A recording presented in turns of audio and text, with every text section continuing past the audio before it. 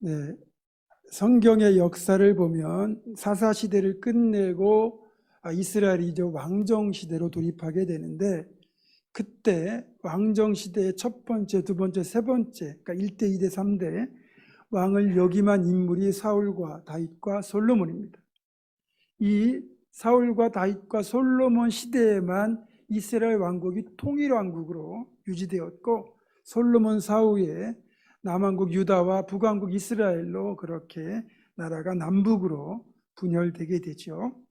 그런데 또 흥미로운 것은 이 세 명의 왕, 사울왕, 다윗왕, 솔로몬, 이 세 왕의 공통점이 왕위에 올라서 왕으로서 통치한 기간이 똑같이 40년이라는 겁니다. 성경에서 40년은 완전수예요. 그러니까 왕으로서 40년을 통치했다는 것은 충분히 정치적으로나 신앙적으로나 그 왕국을 단단한 기틀 위에 세울 수 있는 시간이 주어졌다는 뜻이거든요. 그래서 이 40년을 어떻게 했느냐에 따라서 하나님의 평가, 성경의 평가가 달라지겠죠. 첫 번째 왕이었던 사울은 전혀 왕국의 시스템이 갖춰지지 않은 상태에서 처음으로 이스라엘의 왕이 되었습니다. 그러다 보니 왕위에 올라서 상당 기간을 그렇게 왕국의 기틀을 잡는데 시간을 보냈습니다. 하지만 그렇게 전반부에는 왕국의 기틀을 잡았다는 공이 있지만 후반부의 삶에서 그의 인생의 대부분을 자신의 정치적 경쟁자였던 다윗을 제거하는 데 그렇게 힘을 쏟다가 비참하게 끝내고 말았다는 오점도 있습니다. 두 번째로 사울의 뒤를 이어 이스라엘의 왕이 된 다윗은 즉위 초반에는 사울 왕국의 잔존 세력과 싸우느라 힘든 시간을 보냈지만 그것이 해결되고 난 뒤에는 이스라엘 왕국을 정치적으로는 최고의 강대국, 또 신앙적으로는 하나님만을 예배하는 믿음의 나라로 온전히 세웠습니다. 그런 공로가 있기 때문에 하나님은 다윗을 하나님 마음에 합한 사람이라 그렇게 평가도 해주셨고, 실제로 이스라엘 역사상 가장 존경받는 최고의 왕이었다고 할 수 있습니다. 하지만 다윗 역시 그의 통치 후반부에 밧세바와의 간통 사건, 또 하나님의 뜻을 거슬러 인구조사를 했던 일, 또 자녀들의 신앙교육에 실패했다는 오점을 남기고 말았습니다. 이걸 보면 후반까지 잘한다는 게 결코 쉽지 않다는 것을 우리는 발견하게 됩니다. 그리고 이제 다윗의 뒤를 이어 세 번째로 이스라엘의 왕이 된 솔로몬. 그 솔로몬의 출발은 앞에 두 왕보다 훨씬 좋았습니다. 솔로몬은 즉위 초기 1000번제를 드리고 하나님께서 그걸 기뻐하셔서 그에게 지혜와 부귀와 영화를 풍성하게 부어주셨습니다. 그 축복을 솔로몬은 또 성전을 건축하는데 그렇게 열정을 쏟았죠. 그리고 성전이 건축되고 난 뒤에는 왕궁을 확장하고 그리고 국구성과 요새를 곳곳에 건축하면서 그렇게 토목사업에 시간을 많이 썼습니다. 그러니까 통치 전반부는 하나님 주신 축복을 성전 건축과 왕궁 건축에 쏟아 부었는데, 문제는 후반부에도 그렇게 하나님 마음에 합한 삶을 사는 것이 아니라 그렇게 토목 건축을 계속하면서 자신에게 주어진 그 축복을 자신의 쾌락을 위해 쓰는데 사용함으로써 솔로몬 역시 전반부에 비하면 후반부가 실패한 삶이었다, 이렇게 말할 수 있습니다. 이걸 설명해 드리자면 솔로몬이 성전을 건축한 기간이 7년입니다. 성전을 건축한 뒤에, 그래서 완공한 뒤에 솔로몬은 본격적으로 왕궁 건축에 돌입을 해요. 이미 아버지 다윗이 건축하여 사용하던 왕궁이 있었지만 그때에 비하면 왕국이 훨씬 더 부강해졌고 또 왕궁에 거주하는 인원도 다윗 때에 비하면 훨씬 더 많아졌습니다. 그래서 왕궁을 좀 더 크게 건축할 필요가 있었습니다. 그럼에도 솔로몬의 왕궁 건축에 대해서는 조금은 냉정한 평가가 필요하다고 봅니다. 자, 강대국이 된 이스라엘의 국력을 볼 때 어느 정도 큰 규모의 왕궁은 당연히 필요합니다.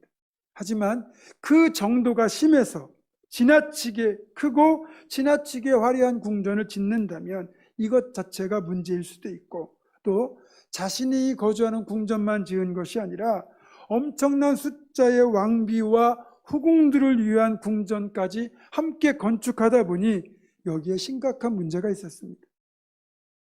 그러니까 왕국을 건축하기 시작하면서부터 문제점이 드러나는 거예요. 하나님이 솔로몬에게 주신 그 축복과 부귀와 영화가 잘못된 방향으로 흘러가기 시작했다는 거죠. 성전을 건축하는 일은 좋은 일입니다. 하나님을 위한 일이고 백성들의 신앙을 하나로 모을 수 있는 선한 사역입니다. 하지만 왕궁을 더 크고 화려하게 건축하는 것은 하나님과 백성을 위한 것이 아니고 철저히 솔로몬 자신을 위한 것이기 때문입니다. 이 부분을 다시 설명해 보겠습니다. 성전을 건축하는 것은 그 목적도 선한 것이고 또 이에 필요한 재정도 아무런 문제가 없었습니다. 다윗이 생전에 마련한 재료들과 솔로몬 통치 전반부에 부어주신 엄청난 풍요가 뒷받침이 되었기 때문에 솔로몬의 성전 건축은 아무런 재정적 어려움 없이 계획대로 완벽하게 마무리할 수 있었습니다. 또 이 일이 하나님이 기뻐하시고 원하시는 일이었기 때문에 제가 전에 말씀드린 대로 하나님께서 이 성전을 건축하는 일에 사람과 물질과 성령을 풍성하게 부어주셨어요. 그래서 무리 없이 순조롭게 성전을 건축하여 헌당할 수 있었습니다. 하지만 이 성전 건축 이후부터 시작되는 왕궁 건축, 또 이어지는 국고성과 요새를 건축하는 것은 하나님의 일을 하는 것이라고 볼 수 없어요.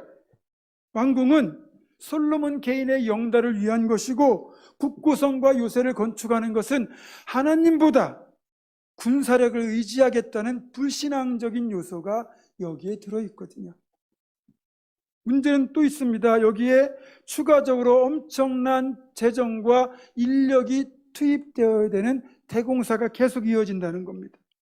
먼저는 성전이 건축되는 거 먼저 보면 7년 동안 이스라엘 남자들과 이스라엘에 거주하던 이방 출신 남자들이 태거 부역에 동원되었습니다.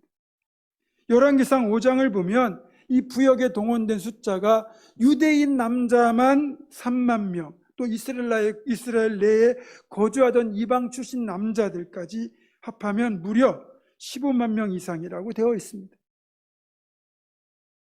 물론 솔로몬이 성전을 건축하는 7년 동안 백성들은 기쁨으로 희생하고 헌신했을 겁니다. 이때만 해도 내가 하나님의 영광을 위한 성전을 건축한다는 자부심도 있었을 것이고, 따라서 자원하는 마음으로 기쁨으로 그렇게 부역을 했고 또 재정에도 동참을 했을 겁니다. 그러니까 내가 7년만 잘 기쁨으로 감당하면 그게 끝나고 나면 온전히 내 삶 그리고 내 가정에만 신경 쓸 수 있을 것이라는 생각으로 부담 없이 기쁨으로 일했을 거예요. 그런데 7년으로 이 부역이 끝난 게 아니라는 겁니다. 왕궁 건축 기간인 13년을 더하여 무려 20년 이상을 백성들은 부역에 시달려야만 했습니다. 그리고 그것이 집에서 출퇴근하는 것이 아닙니다. 예를 들면 백향목을 벌목해서 가져와야 됐거든요. 백향목은 이스라엘 땅이 아닌 시리아와 레바논 땅에서 생산됩니다. 그러면 자기 집을 떠나 한 달은 벌목 현장에 가서 일을 하고 2달은 집에 와 있습니다. 그러니까 그걸 길게 보면 1년에 최소한 4개월 정도는 집을 비워야 되는 거예요. 아내가 있고 부모가 있고 자녀가 있습니다. 그런데 그렇게 집을 비우고 그렇게 백향목 벌목 현장에서 또 예루살렘 왕궁 건축 현장에서 또 이스라엘 전역에 있는 국고성과 요새를 짓는 현장에서 백성들은 20년 이상을 그렇게 부역에 시달려야만 했습니다. 물론 솔로몬의 통치하에서 경제적으로 윤택해졌기 때문에 은과 금을 돌같이 흔하게 하고 백향물 뽕나무같이 많게 했다고 할 정도로 삶은 윤택해졌는지 모르지만 정작 자신의 삶을 누릴 수 있는 그런 시간적 여유가 주어지지 않았고 상황이 주어지지 않았기 때문에 백성들 사이에서는 보이지 않게 이제 불만이 점점 더 커져가기 시작했습니다. 여기에 더하여 백성들의 재정적 부담도 만만치 않습니다. 솔로몬이 왕궁을 크고 화려하게 지으면 지을수록 백성들의 지출도 많아지는 거고 상대적인 박탈감도 심해집니다. 여러분, 세금 내는 거 좋아하는 분 여기 계십니까? 나는 세금 많이 내서 기쁘다, 그런 분 없잖아요. 뭐 솔로몬 당시라고 예외겠습니까? 아무래도 이제 성전 건축은 국가적인 재정으로 능히 감당했다 할 수 있겠지만 왕궁을 계속 확장해서 짓게 되고 북구성과 요새를 짓고 계속해서 토목 건축 사업을 하다 보면 그 재정이 어디서 동원되겠습니까? 결국 백성들의 주머니에서 나올 수밖에 없습니다. 당연히 백성들의 불만이 커지는 거죠. 이렇게 왕궁을 건축하고 북구성과 요새를 건축하는 이런 일들은 결국 솔로몬 왕국의 엄청난 갈등과 위기를 초래하고 말았어요. 그리고 그런 위기 이면에는 변질된, 조금은 좋지 않은 모습으로 바뀌어버린 솔로몬의 타락한 신앙이 자리하고 있다는 겁니다. 솔로몬의 신앙이 어떻게 변질되었느냐? 첫 번째로 솔로몬의 신앙은 하나님을 먼저 중시 여기던 신앙에서 하나님보다 자신의 위세, 자신의 쾌락을 더 중요하게 여기는 모습으로 잘못 바뀐 겁니다. 즉위 초반의 솔로몬은 그렇지 않았어요. 솔로몬은 다윗의 그 많은 아들들 가운데 자신을 하나님이 택하셔서 왕으로 세워주신 은혜가 너무너무 감사했습니다. 그래서 그 감사를 표현할 길이 없어 자신이 할 수 있는 최고의 방법 1000번제를 드리는 것으로 그 감사를 표현했고, 하나님은 그런 솔로몬의 모습을 귀히 보셨습니다. 그리고 하나님이 솔로몬에게 나타나셔서 내가 내게 무엇을 줄까 너는 구하라 했을 때 솔로몬이 자기의 권세나 부귀나 영화를 구하지 않고 하나님께서 맡긴 이 백성들을 잘 다스릴 수 있도록 듣는 귀를 주시고 지혜를 달라고 구하였어요. 그래서 하나님이 그걸 또 기뻐하셔서 그에게 지혜도 주셨지만 그가 구하지 않은 부귀와 영화까지도 풍성하게 부어주셨거든요. 그래서 그 부어진 축복을 솔로몬은 하나님이 기뻐하실 성전 건축으로 그렇게 보답했어요. 여기까진 좋았습니다. 성전을 완공하고 왕궁을 건축하게 되면서 그때부터 조금씩 솔로몬이 변질되기 시작한 겁니다. 그리고 어느 순간부터 하나님보다 자신의 권위와 자신의 쾌락이 먼저가 되는 그런 사람이 되고 만 거예요. 여러분, 다른 사람은 몰라도 솔로몬만큼은 변질되면 안 되는 사람이었습니다. 하나님이 그에게 엄청난 은혜를 부어주셨고, 특별히 하나님은 그가 태어날 때 이름도 지어주시고 다윗의 여러 아들 중에서 유독 정식으로 결혼한 부인도 아닌, 어찌 보면 간통사건으로 인해 태어난 그런 좋지 않은, 어찌 보면 혈통을 가지고 있음에도 그를 특별히 사랑하셔서 그에게 솔로몬 이름도 주시고 그리고 왕궁 성전까지 건축하는 특별한 혜택까지 주셨어요. 그러면 솔로몬은 평생 변질되면 안 되는 거였습니다. 물론 솔로몬이 명색이 왕이잖아요. 그리고 나라가 그만큼 부강해졌으니까 그 위세에 걸맞는 왕궁이 필요합니다. 그러나 그 왕궁이 내가 살 만큼 적정한 정도가 아니라 어느 순간 더 크고 더 화려하고 더 넓은 그런 왕궁을 짓다 보니까 어느 순간 이 모든 권세와 축복이 하나님의 영광을 위한 것이 아니라 자신의 탐욕을 채우기 위한 수단이 되어버렸다는 거예요. 결국 지나치게 어찌 보면 많이 받았던 그 축복, 그것이 솔로몬에게 복이 된 것이 아니라 오히려 독이 되고 말았습니다. 이걸 오늘 우리에게 대입하면 어떻겠습니까? 우리가 편히 쉴 수 있는 적절한 크기의 내 집은 필요합니다. 물질도 필요합니다. 그리고 이것들을 하나님부터 받는 건 정말 귀하고 복된 겁니다. 그런데 이런 것이 어느 정도 해결되었음에도 불구하고 이제 그 주신 축복 때문에 하나님 앞에 매달리던 삶을 떠나서 내 쾌락과 내 삶의 즐거움을 찾아가다 보면 우리도 결과적으로는 신앙에 실패할 수밖에 없어요. 다시 말하면 우리가 자신의 안락한 삶과 편리함을 추구하면 추구할수록 하나님과는 멀어지고 영성과는 거리가 멀어질 수밖에 없습니다. 그게 타락한 우리의 본성이거든요. 따라서 우리가 늘 깨어 있어야만 주신 축복을 선하고 복되게 활용하고 하나님과 더 좋은 관계를 유지할 수 있는 거지, 그렇지 않으면 우리도 여지없이 솔로몬처럼 실패할 수밖에 없다는 겁니다. 두 번째로 솔로몬의 변질된 이면에는 지나치게 많은 이방인 왕비들이 있었다는 거예요. 열왕기상 11장 3절을 보면 솔로몬에게 여러분 아내가 몇 명 있다고 나오는지 아십니까? 후궁이 무려 700명. 후궁은 정식으로 결혼한 겁니다. 그 다음에 첩이 300명. 결혼하지 않고 마음에 든다고 데려온 여자가 300명이라는 거예요. 도합 1,000명의 아내가 있었다고 합니다. 여기 계신 남자분들 다 공감하시겠지만 한 분 모시고 사는 것도 힘들잖아요. 근데 어떻게 1,000명을? 대단하긴 하죠. 그런데 여기에는 정략적인 이유가 있어요. 예를 들어서 솔로몬이 가장 그래도 좀 대우를 했던 왕비가 이집트 공주였어요. 이집트는 전통적으로 이스라엘 남쪽에 있는 강력한 제국이었습니다. 그러니까 그 이집트의 파라오의 딸과 결혼을 하게 되면 이집트와는 정략적인 결혼이 돼 혼인관계가 되어서 평화적인 관계, 우호적인 관계가 되지요. 그러니까 그런 식으로 다른 나라의 그런 공주들, 뭐 이렇게 그런 왕족들과 결혼하면서 혼인관계를 이루어서 서로 좋은 관계를 하는 것이 세상에서 취하는 정략적인 결혼입니다. 솔로몬도 그렇게 결혼을 한 것 같아요. 그런데 그렇게 결혼한 왕비가 뭐 몇 명도 아니고 몇십 명도 아니고 700명이라면 여러분 이것은 어떤 그런 정략적인 걸 떠나서 솔로몬이 지나치게 쾌락을 추구하고 자기 마음에 드는 여성들을 자기 아내로 취하는 욕심이 있었다고 볼 수밖에 없습니다. 여러분, 그래도 하나님께서 맡기신 왕국을 다스리는 왕인데 그런 왕이 왕국을 어떻게 하면 잘 다스릴 것인가 그런 정치적인 고민에 골몰하고 그리고 무엇보다 신앙인이기 때문에 하나님 앞에 기도로 엎드려야 될 그런 왕이 육체적인 쾌락에 빠져서 지낸다면 어떤 일이 벌어지겠습니까? 당장은 표시가 나지 않겠지만 시간이 지나면 지날수록 후유증은 반드시 나타나게 되어 있습니다. 실제로 솔로몬이 아내로 삼은 이방인 왕비들은 단지 솔로몬으로 하여금 육체적인 쾌락만 추구하도록 만든 게 아니에요.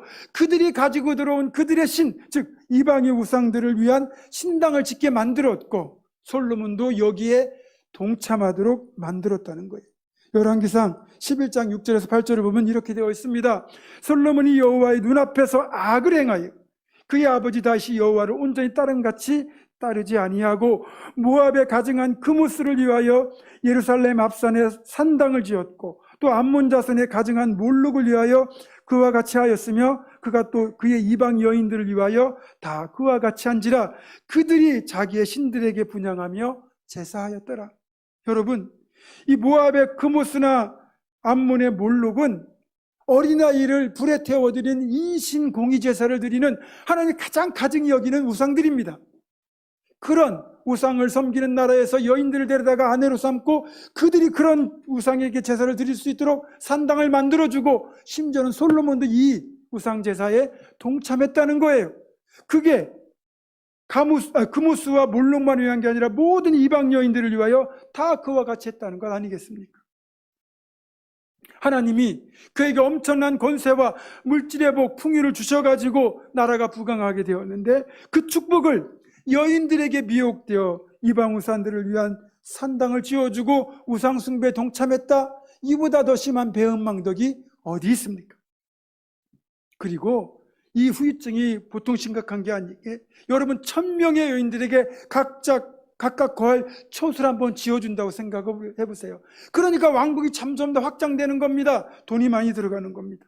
그리고 그 1,000명의 여인과 예를 들어서 잠자리를 같이 했는데 거기서 자녀가 태어난다. 그럼 최소한 1,000명은 여러분 다 왕자 아니면 공주 아니겠습니까? 이들이 제대로 일을 하겠습니까? 뭘 하겠습니까? 또 이들이 성장해서 결혼한다고 그러면 집안 칸이로 다 마련해 줘야 된다면 그 비용이 어디서 나오겠습니까? 다 국고에서 지출이 되는 거 아니겠습니까? 그리고 이 자녀들 대다수는 어머니를 따라서 우상 숭배자가 될 거고 그럼 어떻게 되겠습니까? 이들은 이스라엘을 영적으로 신앙적으로 썩게 만드는 암적인 존재가 될 겁니다. 여러 면에서 후유증이 정말로 심각합니다. 그리고 성경을 보면 그 많은 솔로몬의 여인들 중에서 어느 누구도 솔로몬을 위하여 하나님 앞에 기도를 엎드린 여인은 없었던 것 같아요. 그러니 결국 솔로몬의 후반부가 그렇게 심각하게 타락할 수밖에 없는 거죠. 여러분, 이것이 바로 정략적 결혼, 육체의 쾌락을 위하여 외모만 추구한 결혼의 심각한 폐해라고 할 수 있습니다. 만약에 여러분에게 기도로 엎드리는, 하나님 앞에 엎드리는 배우자가 있다면 여러분은 결혼 정말 잘하신 겁니다.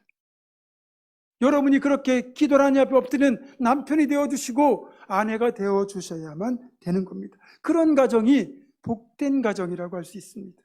그래서 제가 말씀드린 이런 상황을 다 염두에 두고 오늘 본문을 대하여야 합니다.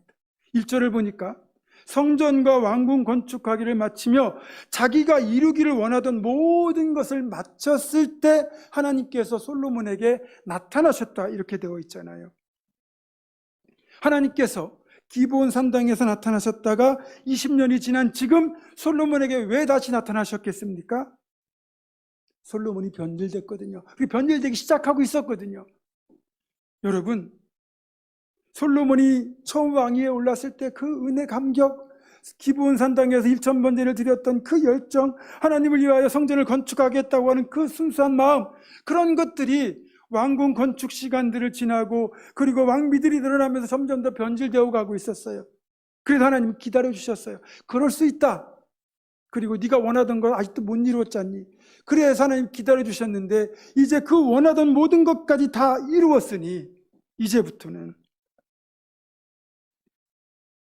더 이상 욕심 부리지 말고 초심으로 돌아가서 하나님의 나라와 이스라엘 왕국을 위하여 열심히 살아라, 이런 권고를 하기 위하여 나타나신 겁니다. 그것이 오늘 본문을 포함하여 9절까지의 내용입니다. 여러분, 이런 애정 표현과 관심이 어디 있습니까? 하나님이 진짜 솔로몬을 그만큼 아끼고 사랑하셨기 때문에 하나님이 친히 나타나셔서 말씀한 겁니다. 여러분이 길을 걸어가다가 때를 쓰는 아이를 만나면 여러분 눈살은 찌푸릴지 몰라도 간섭하지 않잖아요. 근데 만약에 그 때를 쓰고 잘못된 걸 요구하는 아이가 내 아이라면 어떡합니까? 따끔하게 혼내든 아니면 타이르든 어쨌든 아이를 우리가 훈계하려고 애를 쓰잖아요. 왜 그렇습니까? 내가 사랑하는 내 자식이니까. 그래서 간섭하고 잔소리하는 거 아닙니까? 하나님 솔로몬에게 나타나셔서 이런 권면을 하신 것은 그만큼 솔로몬을 아끼고 사랑하셨다는 거예요. 마찬가지로 여러분이 하나님이 어떤 형태로든 말씀하신다면 하나님이 그만큼 여러분을 아끼고 사랑하시기 때문에 말씀하시는 거거든요. 물론 우리가 잘못된 방향으로 나갈 때 하나님은 다양한 방식으로 말씀하십니다. 성경을 읽을 때 성경 말씀을 통하여 말씀하시기도 하고, 또 기도하는 중에 음성을 들려주시기도 하고, 이렇게 예배 가운데 설교하는 목사의 음성을 통해서도 말씀하시기도 하고, 또 다른 신앙인들과의 대화를 통해서 말씀하시기도 합니다. 그러면 중요한 것은 그 말씀을 듣는 게 아니에요. 하나님이 솔로몬에게 말씀하신 것, 우리에게 말씀하시는 그 권면을 받는 것 그 자체보다 그 권면을 받고 우리가 어떻게 반응을 하느냐, 그게 중요한 거죠. 늘 말씀드리지만 나에게 어떤 질병이 있고 그 질병의 원인이 있다는 걸 발견하는 것 중요하지만 더 중요한 건 뭡니까? 그렇다면 처방을 제대로 해야 되는 거 아니겠습니까? 솔로몬이 이날 솔로몬에게 나타나셔서 하셨던 하나님의 권면에 복된 반응을 보이고 삶의 방향을 바르게 돌이켰다면 어떻게 되었을까요?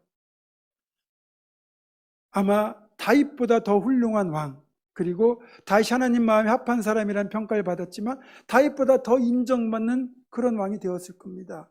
그러나 이후의 내용을 보면 안타깝게도 솔로몬은 하나님의 권면에 복된 반응을 보이지 않은 채 점점 더 타락의 길로 가고 맙니다. 우상 숭배의 어둠 속으로 가라앉고 말았습니다. 그래서 솔로몬의 전반전에 비하면 후반의 모습은 너무나 확연하게 다른 실패자의 삶이 되고 말았습니다. 그래서 보면 솔로몬에게 주셨던 그 엄청난 축복이 결국 솔로몬에게 복이 아니라 독이 된 거예요. 그 축복을 즐기느라 결국 하나님과는 더 멀어졌기 때문입니다. 다시 말하면 솔로몬은 어느 순간부터 그 축복을 하나님을 위한 축복으로 사용하지 않고 자신을 위해 사용하기 시작했고, 그의 인생 후반부는 그렇게 자신을 위한 축복을 사용하느라 그렇게 하나님과는 멀어져서 실패하는 인생으로 귀결되고 말았다는 거죠. 물론 솔로몬이 노년에 쓴, 인생 말년에 쓴 해고록이라고 할 수 있는 전도서를 보면 자신의 그런 삶에 대해서 철저히 반성하고 뉘우치는 모습이 나타나긴 하지만, 그렇게 하나님 마음에 합한 일천번제와 지혜를 구하는 그 모습으로 정말 멋지게 출발했던 그의 출발 때의 모습과 비교하면 솔로몬의 이 후반부는 너무너무 비참할 수밖에 없는 초라한 실패의 삶이었다고 할 수밖에 없습니다. 자, 그래서 우리가 여기서 염두에 둬야 될 것이 뭐냐면, 세상적인 성공, 물질적 풍요가 신앙적으로 볼 때 무조건 복받은 것이다, 이렇게 말할 수는 없다는 거예요. 왜냐하면 이것 때문에 우리도 하나님과 멀어질 수 있거든요. 이런 사례가 있습니다. 열심히 신앙생활 하던 부부가 있었습니다. 근데 어느 날부터 이 부부가 교회 출석을 안 하는 겁니다. 알고 보니 그들이 열심히 돈을 모아서 아파트를 장만했습니다. 그래서 아내는 아파트를 꾸미는데 정신을 쏟게 되고, 남편은 이제 이 아파트 수준에 걸맞는 더 좋은 자동차를 구입하겠다고 돈 버는 일에 더 많은 시간과 에너지를 쏟다 보니 결국 하나님과 멀어지고 교회와도 멀어졌다는 거예요. 여러분, 내 명의로 된 아파트를 장만한다는 건 좋은 일입니다. 또 좋은 자동차를 살 수 있는 물질의 복을 받았다는 건 귀한 일입니다. 그 정도로 내가 또 세상에 성공했다는 건 그 자체는 복이라고 할 수 있지만, 만약에 이것들 때문에 신앙생활이 소홀해지고 하나님과의 관계가 멀어진다면 그건 복이 아니라 독이라고 한다는 거죠. 그래서 우리가 세상적으로 성공한다 할지라도, 또 물질의 풍요를 받는다 할지라도 이것들을 잘 컨트롤해야 신앙적으로 퇴보하지 않고 우리가 성공할 수 있습니다. 여러분은 하나님께서 그렇게 세상적인 성공과 물질의 복을 주셨을 때 끝까지 신실하게 하나님을 섬길 자신들이 있으십니까? 지금 생각에는 나는 끝까지 변질되지 않고 신실하게 섬길 거라고 생각하시겠지만, 그러려면 여러분이 그럴 수 있는 믿음의 그릇, 절제의 그릇을 갖추셔야 됩니다. 그래야 성공할 수 있습니다. 그렇지 않으면 지나친 성공은, 지나친 물질은 오히려 축복이 아니라 독이 될 수 있습니다. 솔로몬은 이 사실을 너무 늦게 깨달았어요. 그래서 전도서 1장 2절에서 이렇게 탄식하잖아요. 헛되고 헛되며 헛되고 헛되니 모든 것이 헛되도다. 이걸 보면 세상의 모든 부귀영화를 극한까지 누려보았던 솔로몬이지만 결국 하나님을 떠난 그 후반부의 삶을 돌아보고 결국 이런 삶은 헛된 삶이구나, 그걸 스스로 자인한 거지요. 그러면서 솔로몬이 최종적으로 내린 결론은 바로 이겁니다. 전도서 12장 13절입니다. 하나님을 경외하고 또 그의 명령들을 지킬지어다. 이것이 모든 사람의 본분이니라. 아멘. 여러분, 성공하는 것, 물질적 풍요를 누리며 사는 것, 그것보다 더 중요한 것은 하나님을 진정으로 경외하고 하나님의 명령을 지키고 살 때 그 인생이 진짜 복된 인생, 성공한 인생이라고 솔로몬은 그 죽음을 앞둔 말년에 겨우 통찰한 겁니다. 말씀을 맺습니다. 사랑하는 성도 여러분, 적어도 우리가 성인이 된 뒤의 삶을 2등분한다면 여기 계신 많은 분들이 이미 전반전을 끝내고 후반전을 치르는 분들일 겁니다. 만약에 여러분이 먼저 전반전을 잘해왔다면 후반전도 잘하셔야 됩니다. 또 전반전을 실패했다면 절치부심하고 후반전을 잘 감당해서 복된 역전을 이루셔야 됩니다. 어쨌든 중요한 것은 전반전을 잘 치르고도 후반전을 엉망으로 살아서 실패한 인생이 되지 말고 처음부터 끝까지 전반전도 잘하고 후반전도 잘하고, 만약에 우리에게 복 주셔서 연장전까지 있다면 연장전까지 끝까지 하나님을 경외하고 하나님의 명령을 지키는 삶이 복된 삶이라는 겁니다. 사랑하는 성도 여러분, 저는요, 여러분이 이왕이면 지금보다 훨씬 더 풍성한 복을 받기를 원합니다. 그렇게 하나님이 여러분에게 복 주셨을 때 그 복을 선한 방식으로 잘 사용하고 하나님과 더 깊은 관계가 깊어지는 성숙한 신앙이 되기를 저는 원합니다. 그래서 전반보다 후반이 더 아름다운 인생을 살아내는 우리 모두가 되기를 주님의 이름으로 축원합니다. 기도하겠습니다. 우리를 지극히 사랑하신 하나님, 믿음으로 우리가 바르게 살게 하시고 하나님께서 복 주셨을 때 그 복을 더 복되게 이어가는, 전반보다 후반이 더 복된 삶을 살아내는 우리 모두가 되게 하여 주시옵소서. 예수 그리스도의 이름으로 기도드립니다. 아멘.